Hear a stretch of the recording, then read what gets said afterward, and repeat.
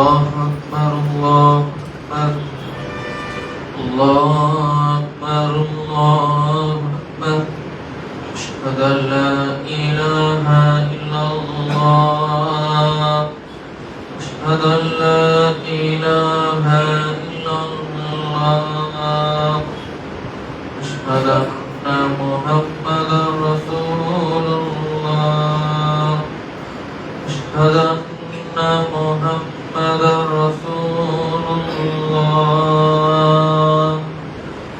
حي على الصلاة حي على الصلاة حي على الفلاح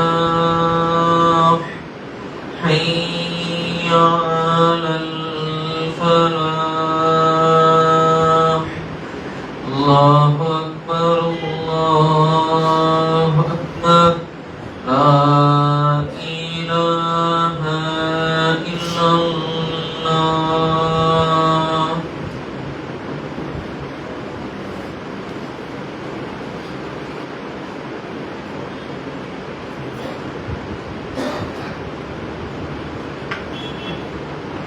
السلام عليكم. إن الحمد لله نحمده ونستعينه ونستغفره ونعوذ بالله من شرور أنفسنا ومن سيئات أعمالنا. من يهده الله فلا مضل له ومن يضلل فلا هادي له. أشهد أن لا إله إلا الله وأشهد أن محمدا عبده ورسوله. يا أيها الناس اتقوا ربكم الذي خلقكم من نفس واحدة وخلق منها زوجها وبث منهما رجالا كثيرا ونساء واتقوا الله الذي تساءلون به والارحام ان الله كان عليكم رقيبا.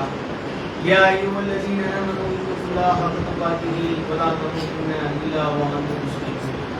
يا ايها الذين امنوا اتقوا الله وقولوا قولا سديدا ربي اشرح لي صدري ويسر لي امري واحلل عقدة من لساني يفقهوا قولي ربي زدني.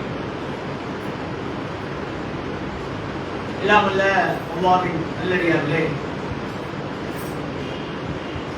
மனிதனுடைய வளர்ச்சியை நாம் எடுத்துக்கொண்டோமேயானால் அவன் குழந்தை பருவத்தில் பிறந்ததிலிருந்து அவனுடைய பள்ளி படிப்பு தொடங்கி பருவ வயதை அடைந்து உழைக்கும் நிலைக்கு அடைந்து பிறகு 40 வயதுக்கு மேல் ஒரு முதுமைக்கான ஆரம்ப நிலையை அவன் அடைந்து அப்படியே அவனுடைய வாழ்க்கை தேய்பிழையாக சென்று இறுதியில் நிறைந்த முடியோடு மரணத்தை தருவாயக்கூடிய ஒரு நிலையை அந்த லைஃப் சைக்கிள், அதாவது மனிதனுடைய வாழ்க்கை சுழற்சி முறை அவ்வாறாக இருக்கிறது.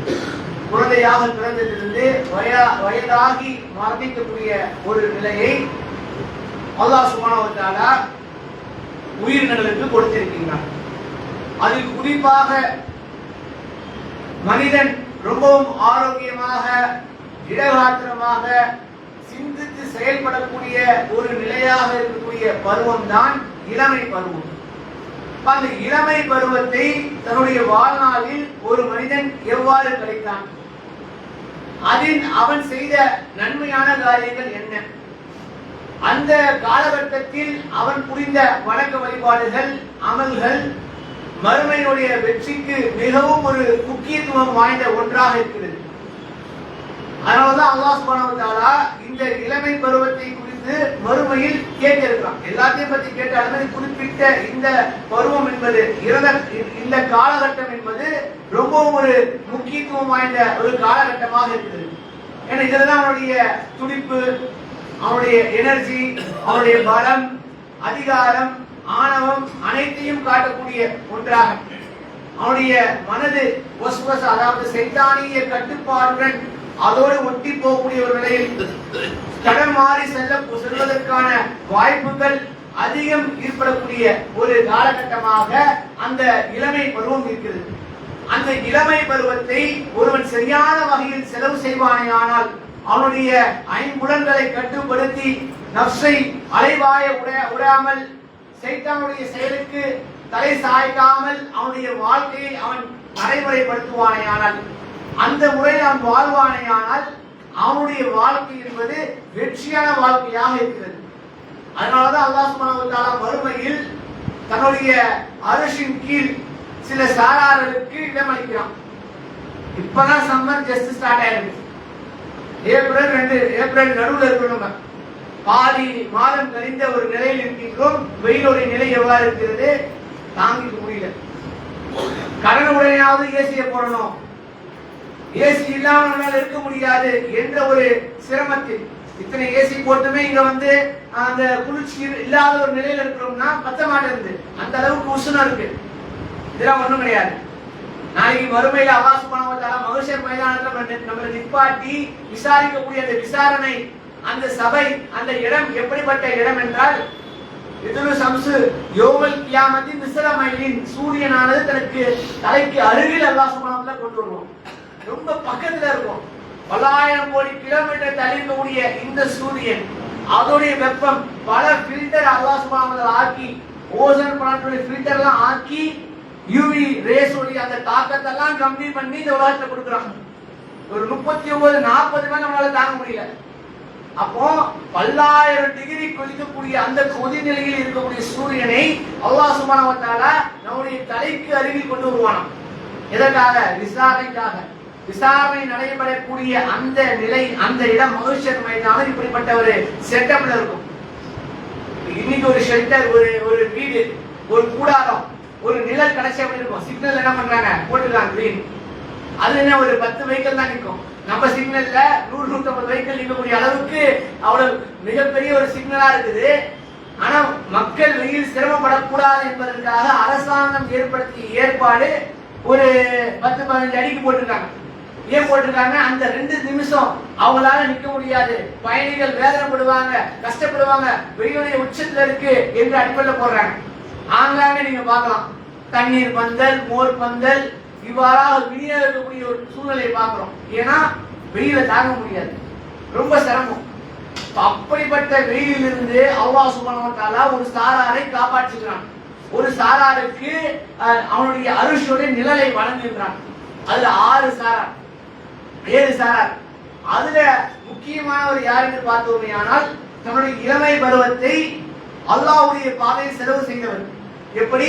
தன்னுடைய உள்ளம் பள்ளிவாசலோடு தொடர்பு ஏற்படுத்திய ஒரு நிலையில் இருக்கக்கூடியவர், அல்லாஹ்வுடைய அந்த நினைவில் இருக்கக்கூடியவர், தன்னுடைய இல்லத்தை அல்லாஹ்வுடைய பள்ளிவாசலுக்காக தானம் கொடுத்தவர். அப்படியே அந்த அவருடைய சிந்தனை எப்படி இருக்கும்? என்னதான் வேலை இருந்தாலும் படிப்பு இருந்தாலும் அந்த தொழுகைக்கான நேரம் வரும்போது அவருடைய உள்ளம் பள்ளிவாசலோடு தொடர்பு இருக்கும்.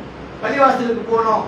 இப்ப இளமை பருவத்தை விவாதத்தில் கழித்த அந்த நபருக்கு, அந்த இளைஞனுக்காக அல்லாஹ் சுப்ஹானஹு வ தஆலா மறுமையில் என்ன தரான்?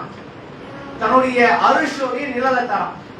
அதே போல அதே இளமை, துடிப்பு, வலிமை இருக்கக்கூடிய ஒரு நபர் எப்படிப்பட்ட நபரா இருப்பாரு? நம்ம ஒரு ஆண்மையுடன் ஒரு பெண்ணை பார்க்கும்போது கவரக்கூடிய நிலையில, பெண்ணோடு இன்பம் காணக்கூடிய வகையில் இருக்கக்கூடிய அந்த பருவத்தில் இருக்கக்கூடிய ஒரு நபர். அல்லாஹ் சுப்ஹானஹு வ தஆலா தனக்கு ஹலாலான ஆக்கி கொடுத்த தன்னுடைய மனைவி, அவரை தவிர வேறிடத்திலும் எவரிடத்திலும் அந்த இன்பத்தை பெறக்கூடாது. இது மார்க்கத்தில் தடுக்கப்பட்ட ஒன்றாக இருக்கிறது. அப்படிப்பட்ட ஒரு நபர், இளமை பருவத்தில் இருக்கக்கூடிய ஒரு நபருக்கு ஒரு வாய்ப்பு ஏற்படுகிறது. எப்படிப்பட்ட வாய்ப்பு என்றால், அந்தஸ்து வாய்ந்த, வசதி மிக்க, அழகா வசதியான பாரம்பரிய நிலையில இருக்கக்கூடிய ஒரு பெண், அல்லது ஒரு பெண் தவறான வழிக்கு தன்னை அழைக்கிறார். அந்த தவறான வழிக்கு அவர் செவிசாய்க்காமல், அதற்கு இடம் கொடுக்காமல் தன்னுடைய கற்பை பேணி பாதுகாக்கிறார். இப்படிப்பட்ட நபருக்கு அல்லாஹ் சுப்ஹானஹு வ தஆலா நாளைக்கு மறுமையில் அருஷோட நிழலை தரான். இந்த 2 விஷயம் எப்படிப்பட்ட காலகட்டத்துல ஒரு நபரால செய்ய முடியும்? அவனுடைய இளமை பருவம், அந்த துடிப்பு, அந்த ஆர்வம், அந்த நிலையில தான் அந்த தவறு செய்வான். அந்த 2 யாரு கட்டுப்படுத்தி அந்த இளமை பருவத்தை சரியான முறையில் வழி நடத்தி செல்கிறாரோ அவருக்காக அல்லாஹ் சுப்ஹானஹு வ தஆலா இதென்ன நிழலே, இதை விட பிரம்மாண்டமான நிழலை அங்கு மறுமையில் ஏற்பாடு செய்து வைத்திருக்கின்றான். ஏன் நம்ம சொல்றோம்னா, இன்றைக்கு இருக்கக்கூடிய இளைஞரோட நிலை என்ன?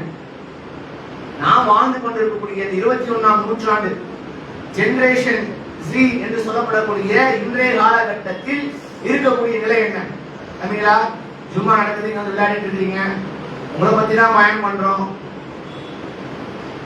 கவனிங்க, அப்படி செய்யலாமா? என்ன சொல்ல வரோம்னு பாருங்க. நம்ம இங்க அல்லாஹ்வுடைய கிருபையில மார்க்க சொற்பொழிவுகள் நடத்தக்கூடிய ஒரு இடமாக இருக்கிறது. பிரத்யேகமான நிகழ்ச்சிகள் நடத்தப்படுகிறது சிறுவர்களுக்கு. இப்படிப்பட்ட ஒரு ஜும்மாவின் ஒழுக்கங்கள் சொல்லித் தரப்படுகிறது. இப்படிப்பட்ட சபைகளிலேயே குழந்தைகள் ஒரு தடுமாற்றமான ஒரு நிலையில் இருக்கிறார்கள் என்றால் வெளி உலகத்தை நாம் சென்று சிந்தித்து பார்க்க வேண்டும். அன்பான சகோதரர்களே, நாம நினைக்கலாம் நம்முடைய மகள் மார்க்க ஒரு தீனோடு ஒரு நிலையில் வாழ்கிறார்கள், கண்ணியமான ஒரு நிலையில் வாழ்கிறார்கள். கண்ணியமானவர்கள் தான், தீனாவர்கள் தான், மாற்று கருத்து கிடையாது. ஆனால் நம்மை சுற்றி நடக்கக்கூடிய அந்த நிகழ்வுகள் நம்மை தவறான பாதையில் அழைத்து செல்லக்கூடிய ஒரு நிலையாக இருக்கிறது. அதை நாம் கருத்தில் கொள்ள வேண்டும். ஏன் சொல்றோம்னா, இன்றைய காலகட்டம் அப்படிப்பட்ட காலகட்டம். நம்முடைய கற்பை நம்மளால் பாதுகாத்து இருக்க முடியாத ஒரு சூழ்நிலை இருக்கிறோம். சுத்தியும் ஆபாசம், சுத்தியும் சல்லாபம், நடக்கக்கூடிய விஷயம் அனைத்தும் மார்க்கத்துக்கு முரணான ஒரு விஷயமா இருக்கு. வெளியே போய் நம்மளால எங்கேயும் நம்மளால பார்க்க முடியல, எந்த ஒரு காரியத்தை செய்ய முடியல. ஒரு தொலைக்காட்சி அல்லது ஒரு செல்போனில் ஏதோ ஒன்றை நல்ல நல்ல விஷயத்தை பார்க்க வேண்டும் என்றாலும் கூட அதில் ஆங்காங்கே வரக்கூடிய விளம்பரங்கள், அந்த நிகழ்ச்சியை தொகுத்து வரக்கூடிய அந்த பெண்மணிகள் என்று நாம பார்த்துட்டோம்னா ஏதோ ஒரு வகையில அறியாமல் ஒரு விதமான ஆபாசம், ஒரு விதமான மார்க்க சட்ட திட்டங்களை மீறிய காரியங்கள் நடைபெறக்கூடியதை பார்க்கிறோம். அது மட்டும் இல்லாமல் பல இடங்களில் இஸ்லாமியர்கள் என்று சொல்லக்கூடியவர்கள் கூட இது போன்ற காரியத்தை செய்கிறார்கள். அதன் மூலியமாக நமக்கு பொருளாதாரம் கிடைக்கின்றது என்ற அடிப்படையில் சமூக ஊடகங்களில் மார்க்கம் மீறிய, வரம்பு மீறிய காரியங்கள்லாம் செய்யக்கூடியதை பார்க்கிறோம். இன்றைக்கு இந்த சமுதாயம் இதை நோக்கி தான் சென்று கொண்டிருக்கிறது. இதுல இருந்து நாம நம்முடைய சமுதாயத்தை எப்படி வென்றெடுக்க வேண்டும், ரொம்ப ஒரு முக்கியமான விஷயம். எப்படி வென்றெடுக்கணும்? இதுல முதல்ல இந்த செல்ஃப் டிசிப்ளின், நம்மள இருந்து அந்த டிசிப்ளின் ஆரம்பிக்கணும். அதுதான் மார்க்கம் சொல்லக்கூடிய ஒரு விஷயம். எந்த ஒரு காரியத்தை எடுத்துக்கொண்டாலும் நம்முடைய மார்க்கத்துல அனைத்துக்கும் ஒரு விதிமுறை, ஒரு சட்டத்திட்டம், ஒரு ரூல்ஸ் இருக்கும். அந்த ரூல்ஸ நாம கண்டிப்பா ஃபாலோ பண்ணணும். செல்ஃப் டிசிப்ளின் இருக்கணும். அந்த செல்ஃப் டிசிப்ளின் என்பது நம்முடைய வாழ்க்கை, குறிப்பாக இந்த இளமை பருவத்தில் நாம் அதை கடைபிடிக்கவில்லை என்றால் நாம் பாதை மாறியவர்களாக, மார்க்கம் தடுத்த காரியத்தை செய்யக்கூடியவர்களாகத்தான் ஆகிவிடும். குறிப்பாக இந்த இளமை பருவத்தில் பாதை மாறி செல்லக்கூடிய அந்த ஆபாசமான மார்க்கம் தடுத்த காரியங்களிலிருந்து விலகுவதற்கு நாம் முதலில் செய்ய வேண்டிய காரியம் நம்முடைய கற்பை ஆண்களுக்கும் பெண்களுக்கும் பொருந்தக்கூடிய ஒன்று. கற்பனை நினைக்கிறோம் பெண்களுக்கு மட்டும்தான், ஆண்களுக்கு எல்லாம் இல்லைன்னு. ஆண்களுக்கும் இருக்கிறது. சொன்ன மாதிரி தன்னுடைய அந்த ஆசையை யாரை அல்லாஹ் சுப்ஹானஹு வ தஆலா ஹலாலாக ஆக்கி கொடுத்திருக்கின்றான் நம்முடைய மனைவி, அவரிடத்தில் மட்டும்தான் நாம் தீர்த்து கொள்ள வேண்டும். அதே போல பெண்களுக்கும் அதே சட்டம். அது இல்லாம ஹிஜாப் என்பது இருவருக்கும் பொருந்தக்கூடிய ஒன்றாகத்தான் இருக்கிறது. பெண்களுக்கான ஹிஜாப், ஜில்பாப், அவர்கள் அணியக்கூடிய அந்த உடை, தன்னுடைய மறைவிடங்களை சரியான முறையில் மறைக்க வேண்டும். அது அவர்களுக்கு கொடுக்கப்பட்டுள்ள கட்டளை. ஆண்களுக்கான ஜில்பாப், ஆண்களுக்கான திரை, ஹிஜாப் என்றால் என்ன? ஆண்களுக்கான ஹிஜாப் என்பது பார்வையை தாக்குவது, கண்ணுதான். இப்ப இந்த ஷைத்தானிய செயல்கள் எதிலிருந்து ஆரம்பிக்குது? ஒரு அந்நிய பெண்ணை நேரடியாக பார்ப்பது, அல்லது அவர்கள் தோன்றக்கூடிய காட்சிகளை திரையில் பார்ப்பது, போனோ, டிவியோ, சினிமாவோ, ஏதாவது விளம்பரங்களோ, போஸ்டர்களோ ஏதோ ஒரு மூலியமாக பார்ப்பது. இப்படி பார்ப்பதன் மூலியமாக நம்முடைய பார்வை தவறான சிந்தனைக்கு நம்மளை கொண்டு சென்று தவறான காரியத்தை செய்வதற்கு வழிவகை செய்கிறது. இது ரொம்ப ஒரு டேஞ்சரான விஷயம். நாம என்ன நினைக்கிறோம்? பார்க்கறது ஒன்றும் தப்பு இல்லை, அந்த மாதிரி அணியாத உடை அணியாத ஆட்கள் இன்னைக்கு யார் இருக்கிறாங்க என்று நம்ம கடந்து போறோம். அப்படிப்பட்ட சூழ்நிலை தான் நம்ம சுற்றி நடக்கக்கூடிய நிகழ்வு தான் அப்படிதான் இருக்கு. அதுல சொன்ன மாதிரி நாம எங்க ஒரு கடை தெருவுக்கு போனாலும் சரி, அல்லது ஒரு முக்கியமான தகவலை நாம் அறிந்து கொள்ள வேண்டும் என்று ஆய்வு செஞ்சாலும் சரி, ஆங்காவே இது போன்ற காட்சிகள், படங்கள், விஷயங்கள் வருதான் செய்கிறது. அதன் மூலியமாக நம்முடைய கவன சிதறல் ஏற்பட்டு நமக்கு தவறான ஒரு சிந்தனை ஏற்படக்கூடிய ஒரு நிலையில இருக்கிறோம். அதற்கான வாய்ப்புகள் கிடைக்கும் போது நம்ம என்ன பண்றோம்? அந்த தவறு செய்யணும். அல்லாஹ் சுப்ஹானஹு வ தஆலா திருமறை குர்ஆன்ல ரொம்ப தெளிவா சொல்றான், ஆண்கள் தம்முடைய பார்வையை நீங்கள் தாழ்த்திக் கொள்ளுங்கள். அதுதான் உங்களுக்கான கருப்பண்ணம். பெண்களை பொறுத்த வரைக்கும் நீங்க யார் யாரிடத்தில் உங்களுடைய அந்த ஜில்பாவை, அதாவது பர்தா அணியாத ஒரு நிலையில் நீங்க தோன்ற வேண்டும் என்பதை சட்டம் போட்டுக்கலாம். ரத்த பந்தங்கள், அதாவது கூட பிறந்த அண்ணன் தம்பி, உமா பாப்பா, மாமனார், இது போன்ற அந்த சொந்த பந்தங்கள் இருக்கக்கூடிய அந்த ஒரு நிலையில் பெண்கள் சாதாரண தோன்றிக்கலாம். அது அல்லாம அவங்க கண்டிப்பாக பர்தாவை மாற்றம் சொல்லக்கூடிய ஒரு நிலையில் பேண வேண்டும். அப்படி பேணவில்லை என்றால் ஏற்படக்கூடிய விளைவு இன்னைக்கு சமுதாயத்தில் ஏற்படக்கூடிய விளைவாகத்தான் இருக்கு. ஏன் சொல்றோம்னா, ஒரு தனியார் நிறுவனத்துல என்ன பண்றாங்க, முஸ்லிம்களை அந்த செய்தி வருது, ஒரு முஸ்லிம் 7-8 முஸ்லிம் இளைஞர்கள் கூடை வேலை செய்யக்கூடிய பெண்களிடத்தில் தவறான காரியத்தில் ஈடுபட்டார்கள். அந்த தவறான காரியம் என்பது ஒரு 3-4 ஆண்டுகளாக தொடர்ச்சியாக நடைபெற்றுக் கொண்டு வருகின்றது என்பது பேரில் ஒரு நடவடிக்கை எடுக்கப்படுது. எங்க மகாராஷ்டிரத்தில் நாசிக் என்ற ஒரு பகுதியில். அது உண்மையா பொய்யா, அது எந்த அளவுக்கு உண்மை இருக்கு, எந்த அளவுக்கு அது போன்ற தவறு நடந்துச்சுன்னு சொல்லி நம்ம ரொம்ப டீப் டைவ் பண்ணி அதை பார்க்க வேண்டிய அவசியம் நேரமும் இல்லை. நாம பெறக்கூடிய டேக்அவேஸ், எடுக்கக்கூடிய படிப்பினை என்ன, மாற்றினவங்க எல்லாருமே யாரு, முஸ்லிம்கள். அது சில பேர் திருமணம் ஆனவர்கள். அந்த நிறுவனத்தை, அந்த பர்டிகுலர் அந்த பிரான்ச், அந்த ப்ராடக்ட் பார்க்கக்கூடியவங்க ஒரு இஸ்லாமிய ஹெச்ஆர் என்று சொல்லப்படுகிறது. இதுல ஒரு முஸ்லிம் ஆனவர்கள் இது போன்ற காரியத்திற்கு அவர்கள் போகிறார்கள் என்றால் என்ன விஷயமா இருக்கும், அது உண்மையா இருக்கக்கூடிய பட்சத்துல அவங்க மார்க்க சொல்லக்கூடிய அந்த வரை நெறிமுறைகளை ஃபாலோ பண்ணு. மார்க்க சொல்லுது, அந்நிய பெண்ணை பார்க்காதீங்க, அந்நிய பெண்ணை நீங்க ரொம்ப பேணி பழகக்கூடிய அந்த நிலைகள்லாம் வேண்டாம், அவங்களோட டிஸ்டன்ஸ் மெயின்டைன் பண்ண சொல்லுது. நீங்க எந்த அளவுக்கு அல்லாஹ் சுப்ஹானஹு வ தஆலா சொல்றா, உங்களுக்கு அந்நிய பெண் அழகாக உங்களை கவரக்கூடிய வகையில் இருந்தாலும் கூட அழகற்ற ஒரு தக்குவாதாரியான ஒரு பெண் சிறந்தவன்றாங்க. நீங்க யாரு பெஸ்ட்னு பார்க்கணும், ரொம்ப அழகா படிச்சவங்க, வசதியா இருக்கக்கூடிய ஒரு மாற்று மனத்தை ஒரு சேர்ந்த ஒரு பெண் தன்னை விரும்புகிறாள் அல்லது அவன் ஆசைப்படுறாங்க. அந்த பெண்ணை விட அழகில் குறைவாக இருக்கக்கூடிய ஆனா தக்குவாதாரியாக இருக்கக்கூடிய பெண் சிறந்தவள், அவன் தான் அவளுக்கு ஹலால் என்று அல்லாஹ் சுப்ஹானஹு வ தஆலா திருமறை குர்ஆன்ல சட்டத்தை போடுறான். இப்ப இங்க நடக்கக்கூடிய நிகழ்வு என்று பார்த்தோமேயானால், அந்த குறிப்பாக அந்த பிரசரா போய் சேரக்கூடியவங்க, அது பிபிஓ என்று சொல்லப்படுகிறது. பிபிஓ என்றது ஒரு பல நேரங்களில் ஆபரேட் செய்யக்கூடிய ஒரு தொழில் முறையை செய்யக்கூடிய ஒரு வேலை.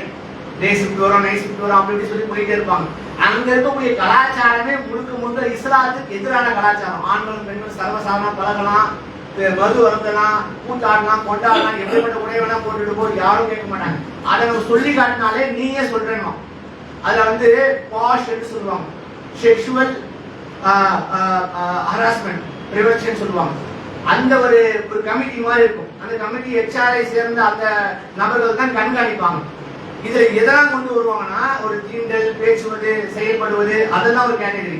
அந்த பெண்ணுக்கு ஒரு அதிகபட்சமான சுமை கொடுத்ததுனால அவர் மனதால் பாதிக்கப்பட்டாலும் அதை நம்ம கம்ப்ளைண்ட் பண்ணலாம், தீண்டல் கொடுத்தாங்கன்னு சொல்லி. அந்த அளவுக்குலாம் இருக்கு.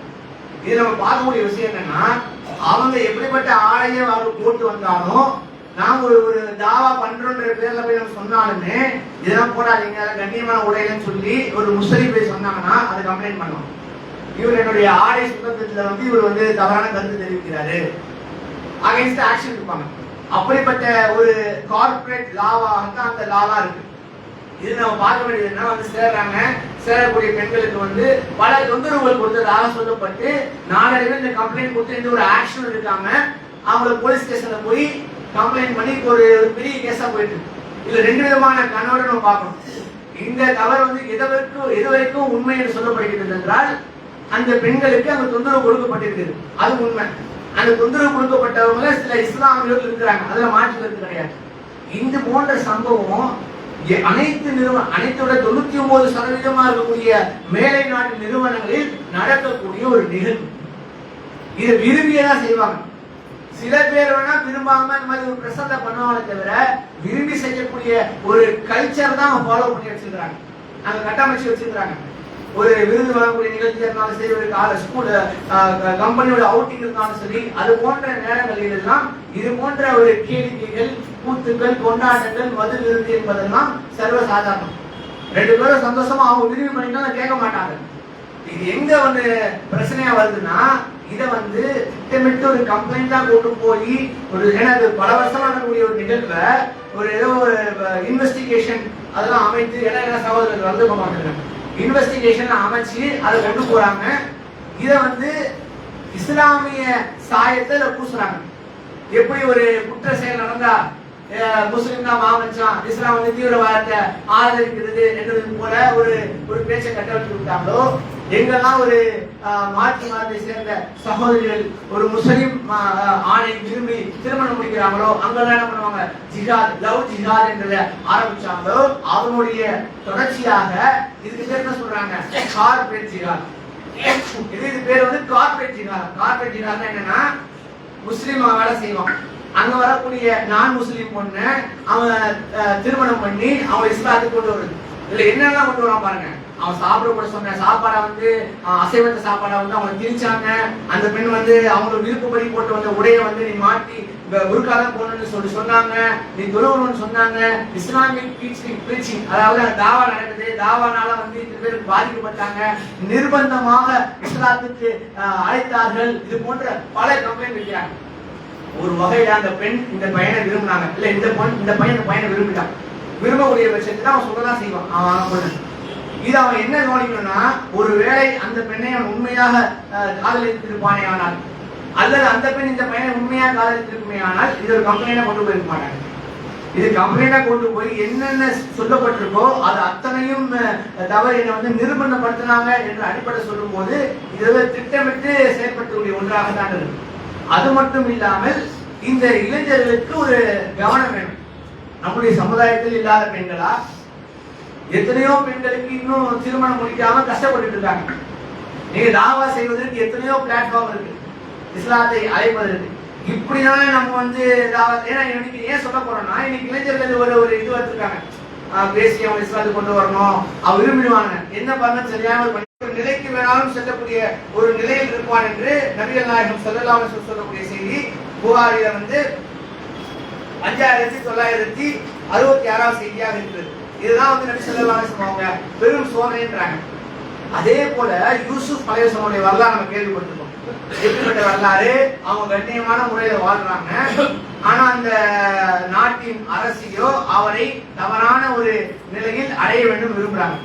அந்த சூழ்ச்சியில வந்து அவங்க போய் அல்லாஹ் சுப்ஹானஹு வ தஆலா அவங்க அத்தாட்சியை காட்டிட்டு காப்பாத்திடலாம். அப்ப அவங்க வந்து ஒரு பிரார்த்தனை செஞ்சதாக அல்லாஹ் சுப்ஹானஹு வ தஆலா திருமறை குர்ஆன் சூரத்துல் யூசுப் உடைய 33 மற்றும் 34 வசனம், இது ரொம்ப ஒரு முக்கியமான வசனம். என்ன சொல்றது பாருங்க. என் இறைவா, யாரு யூசுப் அலைஹிஸ்ஸலாம் வந்து பிரார்த்தனை செய்றாங்க, என் இறைவா இப்பெண்கள் அழைப்பதை விட சிறைச்சாலை எனக்கு சிறந்ததுன்றாங்க. நான் ஜெயிலுக்கே போயிடுறேன், இந்த பெண்கள் எதை நோக்கி, விபச்சாரத்தை நோக்கி, மார்க்கத்தில் தடுத்த காரியத்தை நோக்கி என்னை அழைக்கிறார்கள், நான் அதற்கு செவி சாய்க்கவில்லை, நான் அதை விரும்பவில்லை, எனக்கு அதை விட நீ எனக்கு சிறைச்சாலையை கொடுத்து விடு என்று அவர்கள் பிரார்த்தித்தார்கள். அது மட்டும் இல்லாமல் இவர்களின் சூழ்ச்சியில் இருந்து என்னை காப்பாற்றாவிட்டால், இவங்களுடைய இந்த சூழ்ச்சியை திட்டமிடுதல் இருக்கு பாத்தீங்களா, இந்த திட்டமிடுதலிருந்து நீ என்னை காப்பாற்றாவிட்டால் இவர்களை நோக்கி நான் சாய்ந்திருந்தேன். யார் சொல்றா? யூசுப் அலைஹிஸ்ஸலாம் சொல்றாங்க, யாரப்பே நீ இந்த பெண்களுடைய அந்த சூழ்ச்சி அப்படியே நல்லா பழகுவாங்க, ஒன்னா சுத்துவாங்க, கூப்பிட்டா வருவாங்க, எல்லாமே பண்ணுவாங்க. ஆனா அது சூழ்ச்சின்னு சொல்லி மனசுக்கு தெரியாது. ஏன்னா அந்த வயசு அப்படி. ஒரு பெண்ணு அழைக்கிறாங்கன்னா அதனாலதான் அல்லாஹ் சுப்ஹானஹு வ தஆலா மறுமை என்ன பண்றா, எதுக்கு அஷ்ரப் நிழல், ஏன்னா இந்த வயசு அப்படிப்பட்ட வயசு. அப்படியே வந்து மேக்னெட் மாதிரி இருக்கும். எந்த மதத்திலும் சொல்லாத ஒரு கட்டளை, விபச்சாரத்தை செய்யாதீங்கன்னு சொல்லி மார்க்க சொல்லுங்க. என்ன சொல்றான்? லா தக்ரபு ஸினா, நீங்கள் விபச்சாரத்தின் பக்கம் நெருங்காதீங்கன்றான். ஏன் சொல்றான்? நெருங்கா மேக்னெட் மாதிரி இழுத்து முடிச்சு. ஏன்னா பெண்களுடைய கவர்ச்சி, அந்த பெண் மீது இருக்கக்கூடிய இந்த மோகம் என்ன பண்ணும், அந்த தவறை செய்யக்கும். அப்போ யூசுப் அலைஹிஸ்ஸலாம் பிரார்த்தனை செய்றாங்க, நீ என்னை காப்பாற்றாவிட்டால் இவர்களை நோக்கி நான் சாய்ந்து விடுவேன், அறிவினராக இருப்பவர்களில் நான் ஆகிவிடக் கூடும் என்பதாக அவங்க பிரார்த்தனை செய்யறாங்க. அல்லாஹ் சுப்ஹானஹு வ தஆலா அவங்களுடைய பிரார்த்தனை ஏற்றுக்கொண்டு அவர்களுக்கு சிறைச்சாலையில் தஞ்சம் அளிக்கிறார். பல ஆண்டு காலம் அவங்க சிறைச்சாலையில் இருந்தாங்க. ஏன் இருந்தாங்க? இந்த பெண்களுடைய சூழ்ச்சியிலிருந்து அல்லாஹ் சுப்ஹானஹு வ தஆலா அவர்களை காப்பாற்ற வேண்டும் என்பதற்காக அவங்க அல்லாஹ்விடத்தில் பிரார்த்தனை செஞ்சாங்க.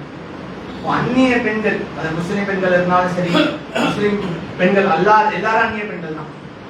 அந்நிய பெண்களிடத்தில் நம்ம ரொம்ப கவனமா இருக்கணும்.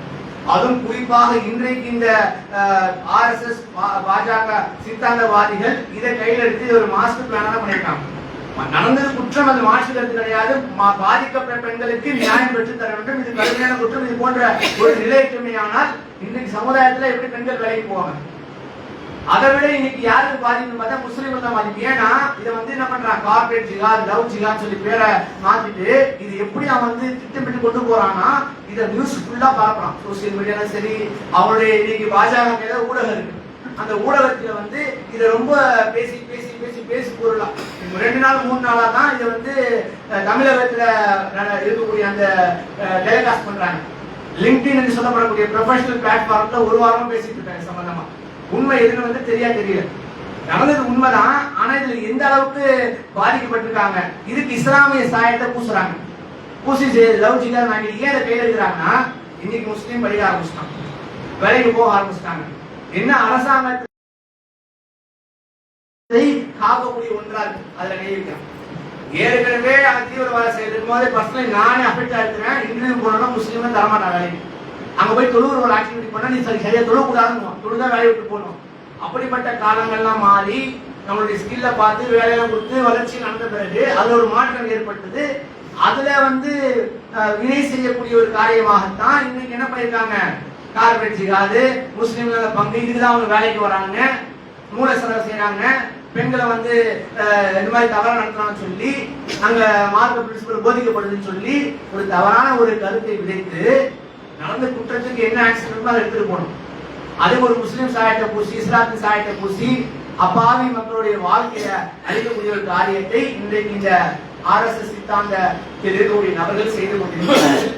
இதனால் யாருக்கு பாதிப்பு என்றால், இன்னைக்கு பெரும் பெரும் மக்கள் அல்லாவுடைய கிருபையில படிச்சுட்டு ஒரு IT நிறுவனத்துல போய் ஒரு சாஃப்ட்வேர் இன்ஜினியர் ஆகணும்னு சொல்லி ஒரு MNC நிறுவனத்துல போய் சேரும் போது அவன் இப்ப எப்படி பார்ப்பான், அவன் ஒரு பாரபட்சமாக பார்ப்பான். வாயாச்ச, தாடி வச்சிருக்கிறாராச்ச, தொப்பி போட்டுக்கிறாராச்ச, இவர் பேர் இதாச்ச, ரெசியூம் பார்க்கும்போது ஒரு பயாஸ் இருக்கும், ஒரு பயாசா பார்ப்பான். இவன் எப்படிப்பட்டவன், நல்லவனா கெட்டவனா. அப்ப அங்க ஒரு வாய்ப்பு தவற விடுவதற்கான ஒரு நிலையை ஏற்படுத்தக்கூடிய விதமாக எங்க கை வச்சா முஸ்லீம்கள் அடி வாங்குவாங்க என்ற அடிப்படையில அதற்கு ஏற்றாற்போல் இந்த கேஸ திருப்பி சொல்றோம். அந்த குற்றம் தண்டிக்கப்படக்கூடிய குற்றம் தான். அதற்கு இஸ்லாமிய சாயம் பூசாமல் நீளமான முறையில் அதை விசாரிக்கும் போது அந்த கம்பெனி GM சேர்மனே சொல்றாங்க, இதை விசாரிச்சுட்டு இருக்கோம், நீங்க வதந்திகளை பரப்பாதீங்கன்றாங்க. அவங்க மீடியா என்ன பண்ண ஆரம்பத்தில் பேசிடுவாங்க. அதுக்கப்புறம் நிரபராதி அந்த டெல்லியில ஒரு கேஸ் வந்து பாம்பு பிளாஸ்ட், அதுல ஆன ஒரு பொம்பளை போட்டோ அதை சேர்த்து விடுறோம். அவங்களுக்கு தொடர்பு இருக்குமா, எண்ணெயில சம்பந்தப்பட்ட எண்ணெயெல்லாம் கொண்டு வராங்க, எதற்கோ முடிச்சு போறாங்க. ஏன்னா அப்படி போட்டாதான் இன்னும் கடுமையாக்குவாங்க அடிப்படையில செய்து கொண்டிருக்கிறார்கள். அல்லாஹ் சுப்ஹானஹு வ தஆலா சூழ்ச்சிக்காரன் என்றெல்லாம் மிகப்பெரிய சூழ்ச்சிக்காரன். இவர்களுக்கு தக்க பாடத்தை கொடுக்கக்கூடிய ஒரு காரியத்தை செய்வான். நம்மளுடைய இளைஞர்கள் இளைஞர்கள் மார்க்கம் என்ன வழிமுறையை சொல்லியிருக்கிறதோ அதன்படி நம்முடைய வாழ்க்கையை நாம் அமைத்துக் கொள்ள வேண்டும். கருப்பை பேணி பாதுகாத்து வாழக்கூடிய ஒரு இளைமை பருவத்தை கட்டுப்படுத்தி வாழக்கூடிய ஒரு நிலையை அல்லாஹ் சுப்ஹானஹு வ தஆலா நம் அனைவருக்கும் வழங்க வேண்டும் என்று கூறிய நான் உரையை முடிக்கிறேன். அல்ஹம்துலில்லாஹி ரப்பில் ஆலமீன். அஸ்ஸலாமு அலைக்கும்.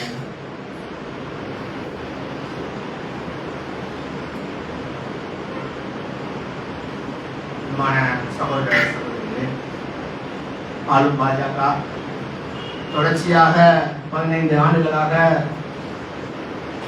இந்திய மக்களை நசுக்கக்கூடிய ஒரு காரியத்தை, குறிப்பாக பின்தங்கிய மக்களையும் மார்க்கத்தின் பெயரால் பல தொந்தரவுகளை இன்னலையும் கொடுத்து வருகிறது. எவ்வளவு ட்ரை பண்ணி பாத்துறாங்க. சவுத்துல அவங்களால வளம் பெற முடியல. பட் நம்ம நினைக்க கூடாது அவங்க சவுத்துல இல்லைன்னு சொல்லி. 10-15 ஆண்டுகளுக்கு முன்னாடி இருந்த நிலையும் இன்னைக்குள்ள நிலையும் பாத்தீங்கன்னா அவங்க இன்க்ளைனா வந்துட்டு இருக்காங்க. அதுக்கு என்னென்ன ஸ்ட்ராட்டஜிஸ், என்னென்ன திட்டங்களை போட்டு தமிழ்நாடு, பெங்களூர், கர்நாடகா, கேரளால அவங்க வர முடியுமோ அதுக்கான திட்டங்களை போட்டு நகர்த்திட்டே வராங்க. ஜீரோல இருந்தவங்க இன்னைக்கு ஒரு கணிசமான பெர்சன்டேஜ் வந்திருக்காங்க.